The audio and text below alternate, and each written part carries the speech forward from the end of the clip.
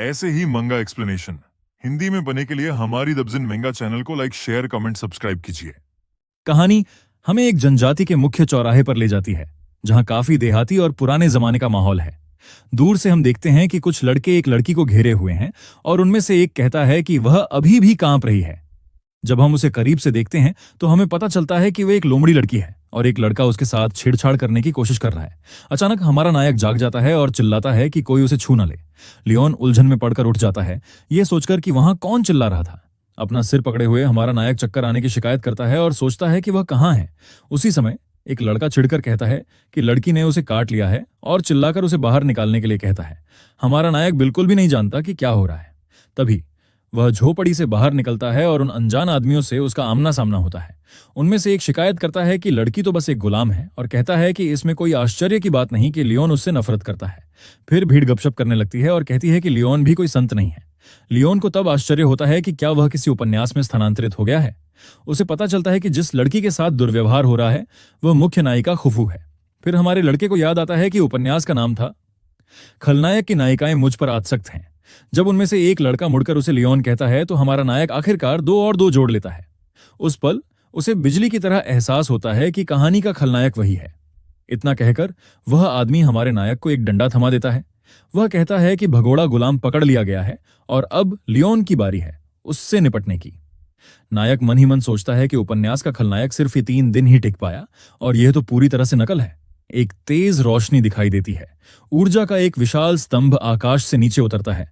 फिर एक तैरता हुआ गोला प्रकट होता है और खुद को डुडिंग यानी कथानक प्रणाली के रूप में पेश करता है। सिस्टम में बताता है कि हमारे लड़के का मिशन खलनायिकाओं को सुधारना है, इसलिए वे उससे प्यार करने लगती हैं। लियोन चौंक जाता है और पूछता है कि क्या सिस्टम ने कहानी गलत समझ ली है। डूडिंग उसे चेतावनी देता है कि अगर किसी खलनायिका का भ्रष्टाचार 5 स्टार तक पहुंच गया तो उसका खेल तुरंत खत्म हो जाएगा। तभी सिस्टम उसे सचेत करता है कि नायिका का भ्रष्टाचार बहुत तेजी से बढ़ रहा है। उनमें से एक को लियोन का वहां खड़ा होना अजीब लगता है और वह उसे अपना प्रदर्शन देखने के लिए कहता है। वह उस पर वार करता है। हमारा नायक चिल्लाकर पूछता है कि आखिर वो कर क्या रहा है। नायक की चीख सुनकर लड़का चौंक जाता है। फिर लियोन लड़की के सामने आता है और कहता है कि वो देखना चाहता है कि उसे धमकाने की हिम्मत कौन करता है। अचानक एक हरे बालों वाली महिला आत्मसंतुष्ट स्वर में प्रकट होती है। लियोन को खुफू की रक्षा करते देखकर वह हैरान लगती है। सिस्टम चेतावनी देता है कि भ्रष्टाचार और भी तेजी से बढ़ रहा है और हमारा नायक समझ नहीं पाता कि ऐसा क्यों हो रहा है। लियोन खुद को बेवकूफ कहता है क्योंकि उसे एहसास नहीं है कि अब वह खुफू का सबसे बड़ा दुश्मन है। यह सोचकर वह अपनी रणनीति पूरी तरह बदल देता है। हमारा नायक कहता है कि लड़की उसकी है और किसी को भी दखल देने का हक नहीं है। लड़के इस नतीजे पर पहुंचते हैं कि लियोन बिल्कुल नहीं बदली है, बस अपने अधिकार जता रही है। हमारा लड़का फिर सबको उससे दूर रहने को कहता है और जो भी उसे दोबारा छूने की हिम्मत करेगा उसे धमकी देता है। लोमड़ी लड़की को यह सब संदिग्ध लगता है। उसकी तरफ देखता है। लड़की उसके रवैये से उलझन में पड़ जाती है और उसे सावधानी से देखती है। फिर वह उसे जल्दी से घर वापस जाने के लिए कहता है, जबकि सिस्टम उसे बधाई देता है। हमारा नायक उस पर चिल्लाता है और पूछता है कि क्या वह उसे एक धैर्यवान आदमी समझती है। लड़की अपने हाथ में एक नुकीला पत्थर पकड़े हुए है। खुफू उठता है और अविश्वास भरी नजरों से नायक की ओर देखता है। हमारा हीरो और लोमड़ी लड़की दूर से देखे जा रहे हैं और मुड़कर चले जाते हैं। हरे बालों वाली रहस्यमयी महिला कहती है कि यह लियोन बहुत दिलचस्प हो रही है। लियोन असली खलनायक की तरह व्यवहार करता है और लड़की को धमकाता है, उसे उठाने के लिए कहता है। बेचारी लोमड़ी लड़की थकी हुई लग रही है, मुश्किल से अपने पैरों पर खड़ी हो पा रही है। हालांकि वह अचानक लड़खड़ाकर गिर जाती है। हमारा नायक सोचता है कि उसकी हालत बहुत दयनीय है और उसे किसी तरह उसे बचाना होगा। वापस अपने घर पहुंचकर मैं हमारा लड़का अपने बिस्तर पर बैठकर सिस्टम से बात करता है। वह सिस्टम से पूछता है कि क्या कोई स्टार्टर पैक या ऐसा ही कुछ है। सिस्टम शिकायत करता है कि उसके पास सिर्फ 10 पॉइंट हैं, फिर भी वह सामान की दुकान खोल देता है। लियोन सोचता है कि इतने कम पॉइंट्स के साथ वह कुछ भी उपयोगी नहीं खरीद पाएगा। फिर वह महिलाओं के कपड़ों का एक सेट खरीदने का फैसला करता है, जिसकी कीमत सिर्फ 2 पॉइंट है। हमारी नायिका सोचती है कि वह 3 दिन से क्यों नहीं जागी है। अचानक खुफू धीरे धीरे अपनी आंखें खोलने लगती है और सिस्टम खुशी से घोषणा करता है कि लोमड़ी लड़की आखिरकार जाग गई है। लियोन को यह देखकर राहत मिलती है कि वह ठीक है। वह खाने का कटोरा लेकर उसके पास आता है और उसे पीने के लिए कहता है। अचानक उसका भ्रष्टाचार मूल्य आसमान छूने लगता है, जिससे हमारा नायक घबरा जाता है। भ्रष्टाचार के अंक बढ़ रहे हैं क्योंकि उसे लगता है कि इसमें जहर है। लियोन खांसी का नाटक करती है। फिर वह नाटक जारी रखता है और खुफू से चिल्लाता है कि वह इसे पूरा पी जाए, वरना वह उसे खुद निगल जाएगा। यह कहते हुए लड़का उसे कटोरा थमा देता है और धमकी देता है कि अगर उसने तुरंत दवा नहीं पी तो वह उसे बाहर निकाल देगा। डरी हुई लड़की उस अजीब से तरल को पीना शुरू कर देती है। हालांकि उसे लगता है कि अब उसका अंत हो गया है। दवा खत्म करने के बाद वह पूछती है कि वह उससे और क्या चाहता है। लोमड़ी लड़की को लगता है कि अब वो मर जाएगी और बचने का कोई रास्ता नहीं है। इस पर वो हताश हो जाती है और सोचती है कि बेहतर होगा कि वो खुद ही सब कुछ खत्म कर ले। हमारे नायक को उसकी योजना का एहसास होता है और वो उसे धमकाते हुए कहता है कि वो इसके बारे में सोचे भी नहीं। वह उसके लिए खाने से भरी एक प्लेट छोड़ जाता है।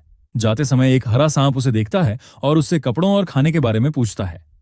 फिर वह सांप हमारे बच्चे के बारे में सोचते हुए चमकने और आकार बदलने लगता है।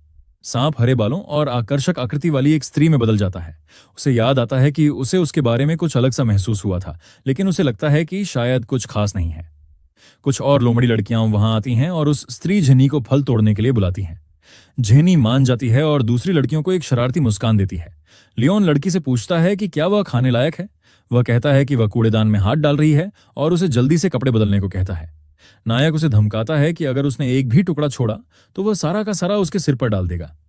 भ्रष्टाचार एक अंक और बढ़ जाता है और सिस्टम कहता है कि उसे अब भी लगता है कि खाने में जहर है।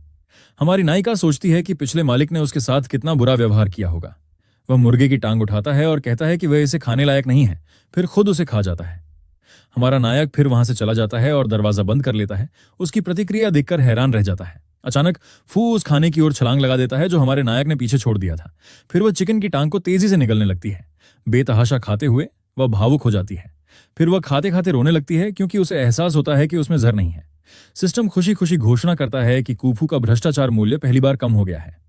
हमारा लड़का हैरान है कि लाश का पिछला मालिक इतनी खूबसूरत लड़की के साथ इतना बुरा व्यवहार कैसे कर सकता था। वह अपना प्रतिबिंब देखता है और अपनी गंदी और बेढंगी शक्ल की शिकायत करता है। सिस्टम बताता है कि मूल लियोन का विवरण बहुत संक्षिप्त था और उसे वह याद नहीं है। फिर सिस्टम बताता है कि उपन्यास के पात्र ने 3 महीनों से स्नान नहीं किया है, जिससे हमारा नायक पूरी तरह से घबरा जाता है। लियोन तब अपनी हार स्वीकार करता है और पूछता है कि क्या वह एक अंक खर्च करके शॉवर जेल खरीद सकता है। हमारा लड़का इस सौदे को स्वीकार कर लेता है और सिस्टम उसे नहाने का सामान सौंप देता है। वह लोमड़ी लड़की की देखभाल के लिए एक पॉइंट पर एक प्राथमिक चिकित्सा किट खरीद लेता है। सिस्टम उसे बताता है कि दुकान की सभी चीजें हमेशा के लिए इस्तेमाल की जा सकती हैं, जिससे हमारा लड़का हैरान रह जाता है। हमारा नायक सिस्टम से पूछता है कि क्या कूफू को खाना पहुंचा दिया गया है। यह मानकर कि वह खाना खा चुकी है, वह कमरे का दरवाजा जोर से खोलता है। लोमड़ी लड़की उससे डर जाती है और खाना बंद कर देती है। नायक सोचता है कि उसने अभी तक खाना क्यों नहीं खाया और सिस्टम उसे याद दिलाता है कि वह अभी भी घायल है। धमकी भरे लहजे में नायक उसे डांटता है और पूछता है कि क्या उसकी हिम्मत है कि वह बचा हुआ खाना छोड़ दे। एक डरावनी मुस्कान के साथ वह कहता है कि उसे याद रहेगा कि बचा हुआ खाना छोड़ने वालों का क्या होता है। वह उसे एक डरावनी नजर से देखता है और वह नायक से डरकर पसीने से तरबतर हो जाती है। वह उसके बगल में बैठ जाता है और वह डर के मारे बचा हुआ खाना खा जाती है। फिर हमारा नायक अपनी जेब से कुछ निकालता है। कूफू को लगता है कि उसे चोट पहुंचाने का एक नया तरीका मिल गया है। वह उसे पकड़ता है और उसके पैर पर रुई का गोला मारता है और बेचारी लड़की सोचती है कि यह जहर है। हमारी नायिका सोचती है कि उसे समझाने की कोशिश करने से बेहतर है कि वह मान ले कि वह उसे चोट पहुंचा रहा है। जब वह खाना खा रही होती है तो नायक उसे बार बार ताने मारता रहता है। फिर लियोन उसका हाथ पकड़कर उसके जख्मों पर हाथ फेरता है और कहता है कि उसके सारे जख्म चुभ जाएंगे। जल्द ही वह उसके जख्मों का इलाज कर देता है। हमारा हीरो कहता है कि उसने दवा लगा दी है और अब जा रहा है। कूफू हैरान रह जाती है और उसे एहसास होता है कि उसने उसके शरीर पर जो लगाया था वह दवा थी। वह जल्दी से चिल्लाती है और उसे रुकने के लिए कहती है, इससे पहले कि वह कमरे से निकल जाए और उसे अकेला छोड़ दे। वह उससे पूछती है कि क्या यह उसका कमरा नहीं है। बाहर हमारा नायक ठंड से कांप रहा है और खुद को यकीन दिला रहा है कि ठंडी रात सहना सार्थक होगा। वह सोचता है कि जब वह जागेगी और अपने जख्मों को ठीक होते देखेगी तो उसका भ्रष्टाचार का मूल्य काफी कम हो जाएगा। फिर सिस्टम बताता है कि स्कोर भ्रष्टाचार और स्नेह में बटा हुआ है और उसके पास सिर्फ 7 अंक बचे हैं। हमारा लड़का पूरे विश्वास से कहता है कि उसे चिंता करने की जरूरत नहीं है, क्योंकि जब कूफू जागेगा तो उसे ढेर सारे अंक जरूर मिलेंगे। अचानक उसे झोपड़ी से एक अजीब सी आवाज सुनाई देती है। गुस्से में वह चिल्लाता है कि वह एक कृतघ्न पीठ में छुरा घोंपने वाली है। लियोन इस बात से नाराज है कि लोमड़ी लड़की की मदद करने के बाद भी उसे एक भी अंक नहीं मिला। हमारा नायक सोच में पड़ जाता है। फिर वह अपनी बदबू की शिकायत करता है और कहता है कि इस शरीर का असली मालिक तो बिल्कुल ही निकम्मा था। फिर हमारा लड़का खुद की तारीफ करते हुए कहता है कि अगर वह साफ सुथरा और अच्छे कपड़े पहने होता तो कोई भी औरत उस पर मर मिटी। इसी विचार से नायक अपनी सूरत सुधारने के लिए नहाने का फैसला करता है। फिर वह 1 पॉइंट के बदले बाथ किट ले लेता है ताकि आखिरकार वह साफ हो सके। अगले दिन कुफू दरवाजा खुलने की आवाज सुनकर जाग जाता है और चौंक जाता है। लियोन दरवाजे पर आती है, पूरी तरह साफ सुथरी और अच्छी खुशबू से भरी हुई। कुफू उसके अचानक बदले रूप से हैरान है और उसे पहचान भी नहीं पाती। हमारी नायिका दिखावा करती है और पूछती है कि क्या उसे वह अविश्वसनीय रूप से सुंदर और आकर्षक नहीं लगता। अचानक कुफू डर के मारे पीछे हट जाती है और उसका भ्रष्टाचार फिर से बढ़ने लगता है। हमारे नायक को समझ नहीं आ रहा कि भ्रष्टाचार के अंक क्यों बढ़ रहे हैं। फिर उसे एहसास होता है कि अगर कोई खूबसूरत अजनबी अचानक सामने आ जाए तो उसे भी शक हो जाएगा। लियोन दीवार पर मुक्का मारता है। हमारा नायक चिल्लाकर पूछता है कि उसने अब भी वही पुराने कपड़े क्यों पहने हैं। वह अपना अभिनय जारी रखता है और पुराने गंदे कपड़े पहनने के लिए उसकी आलोचना करता है। नायक उसका कंधा पकड़ लेता है। लिली लियोन को लगता है कि उसे कोई गंभीर चोट लगी है और उसकी मदद करना मुश्किल होगा। लोमड़ी लड़की उसे डर और शक से देखती है। यह सुनकर हमारा हीरो चिल्लाता है और उसे जल्दी से कपड़े बदलने के लिए कहता है। वह कहने की कोशिश करती है कि उसे खाना बनाना है, लेकिन वह उसकी बात बीच में ही रोक देता है और कहता है कि उसका खाना बनाना बहुत बुरा है। नायक उसे बिस्तर पर पटक देता है और कहता है कि अब और खाना मत बनाना। हमारा लड़का निराश होकर चला जाता है क्योंकि उसे कोई स्नेह अंक नहीं मिल पा रहा है।